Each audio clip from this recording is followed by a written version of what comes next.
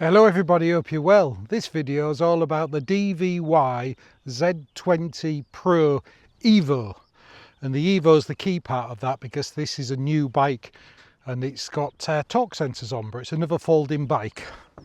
So in tradition of folding bike videos, we've popped it in the back of the camper van along with everything else. It's currently tied up with a metal detector at the moment. There we go.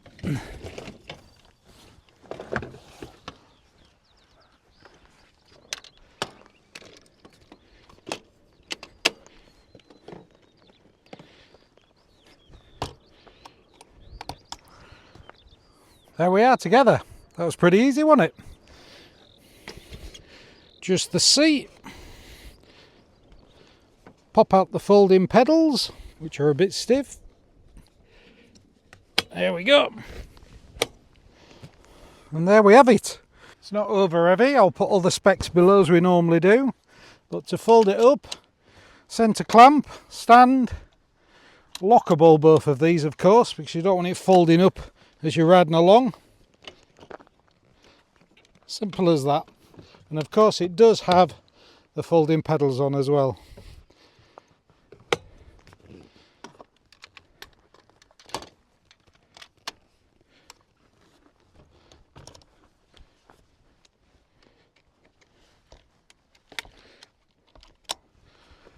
And there we have it.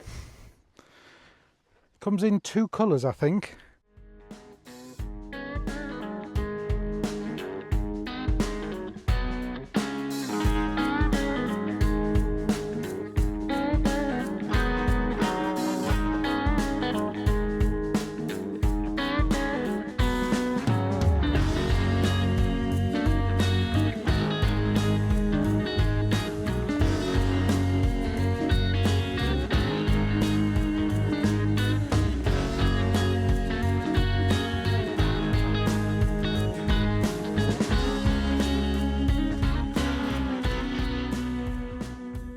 Let's have a look around.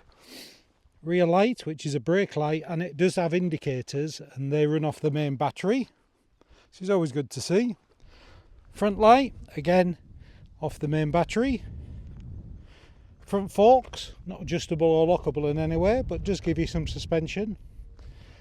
These mudguards are the issue. You'll see in the assembly video that I had an issue with that one and I've had to put a tyre wrapper on this one.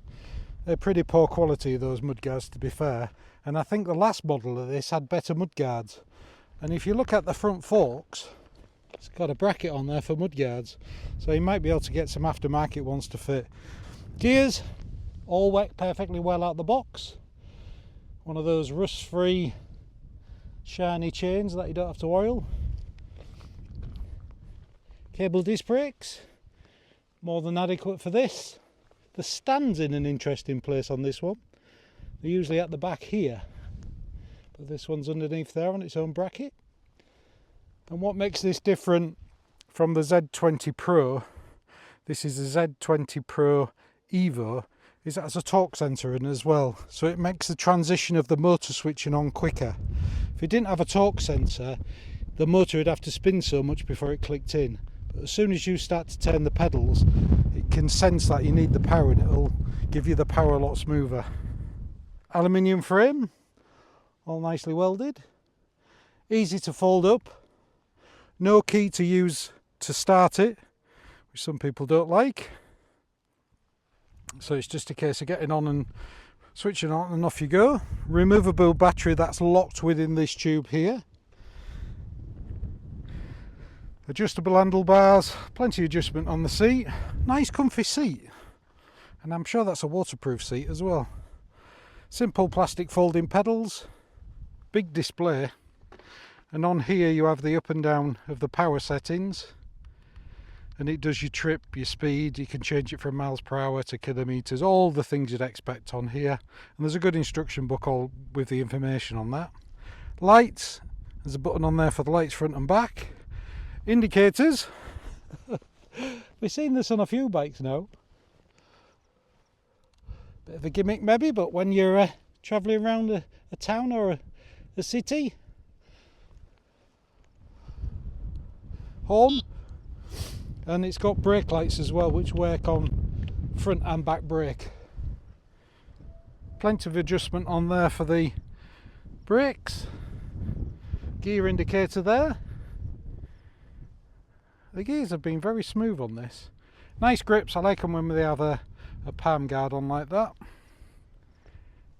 But for the price of this bike, which is under £800, I think it's pretty good value. If I was going to buy this, I'd order some different mudguards or just bin the mudguards. But apart from the mudguards, really like it. And I like the price. For a bike with that capacity, quality of products is about right. But the detachable battery in the frame and being a folding bike for under £800 is good value. Let's do the brake test. Here we go. 15, 16, 17. See what I mean? Cable brakes, perfectly adequate. People like hydraulic brakes or say they want hydraulic brakes until they go wrong. With cable brakes, it's about £1 to get a new cable. With hydraulic ones, you're probably going to take it to the shop, or you're going to have to buy a specialist kit to bleed them. Disc brakes, they're not the old caliper brakes, these are disc brakes, so they're still perfectly adequate. Nice clear display. There's all your switches for your lights, your indicator and your horn. Gear select under there, and they move really smooth.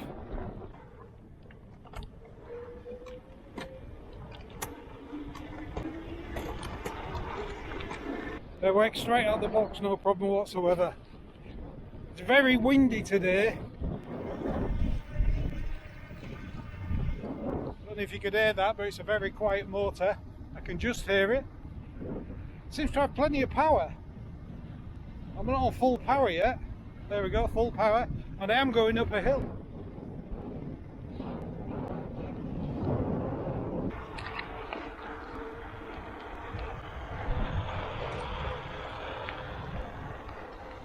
The suspension seems to work well, and there's a bit of sponge in those tyres with them being quite thick. Certainly got some power. There we are, 25 kilometres. We're on full power now with the restriction. But it got me up that hill all right. Let's just nip back to the cottage and show you how it was delivered and how it went together. Let's show you how it is delivered and how it goes together. I'll only use the tools that it comes with, and probably a pair of secateurs because I can never find the scissors to cut the tyre wraps. Quick look in the box.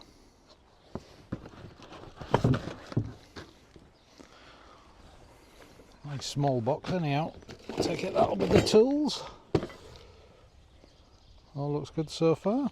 So in the box there's a very small power brick with a non-UK lead, 2 Allen keys, another grip, an insert probably for the saddle, cheap press spanner, a throttle and a pair of pedals, folding pedals, and a plug. Basic instruction book. I don't think there's a lot to assemble on this. Gives you good instructions on the display and the different settings, which is useful.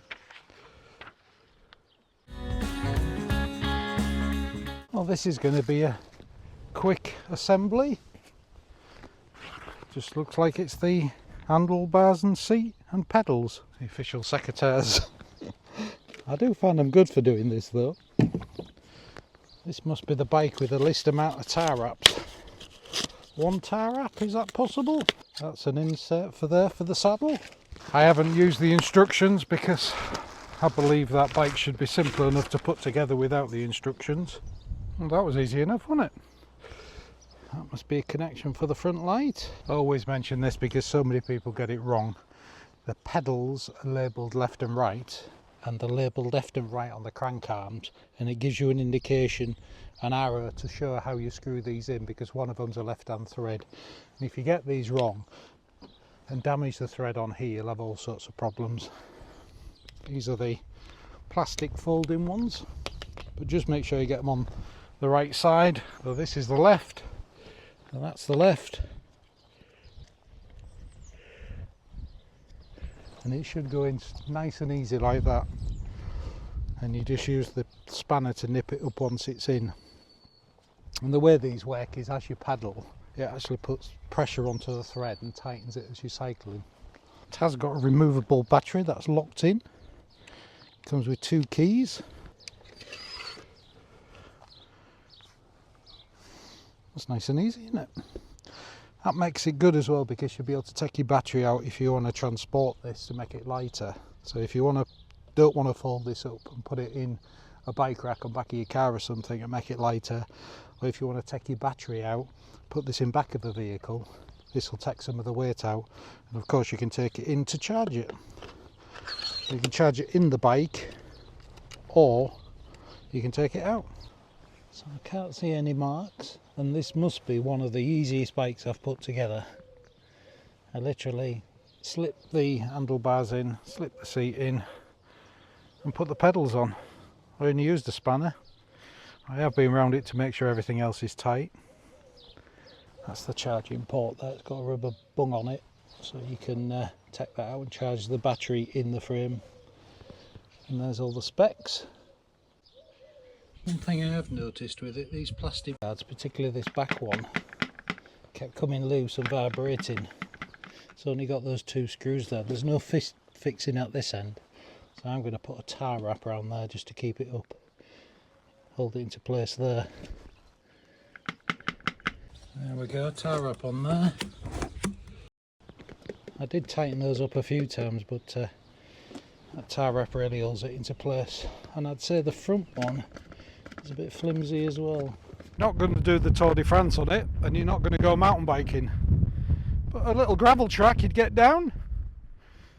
I think these are for commuting around town. You could easily go to work, backwards and forwards to work on this, nip to the shops, put panniers on the back or something on the rack, or as I've done, put it in your camper van and take it away with you, park up in the middle of nowhere like this. Hopefully it doesn't rain. So what size is it when it's folded up?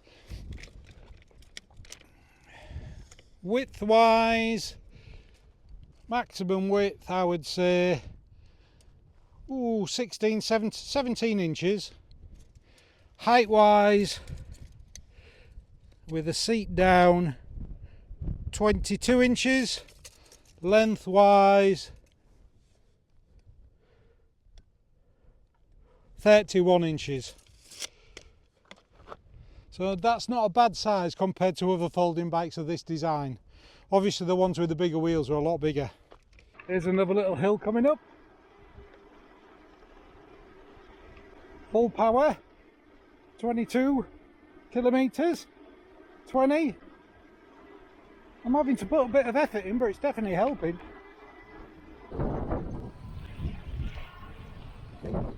You can tell it's got a torque sensor, the power comes in instantly.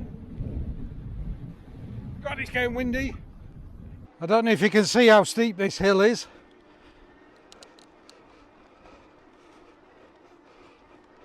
No problem getting up here. So there you have it. The Z20 Pro EVO.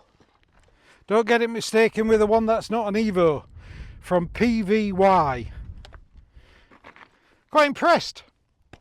Good value for the money. Under £800 for a folding bike with that size of battery in. Not bad at all.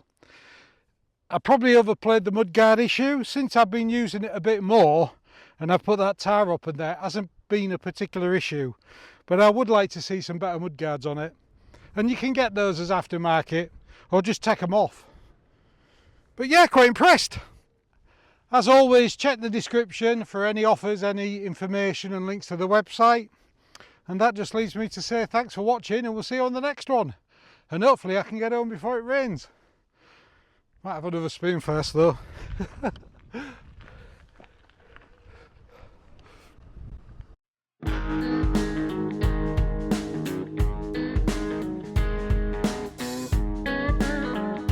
Woohoo!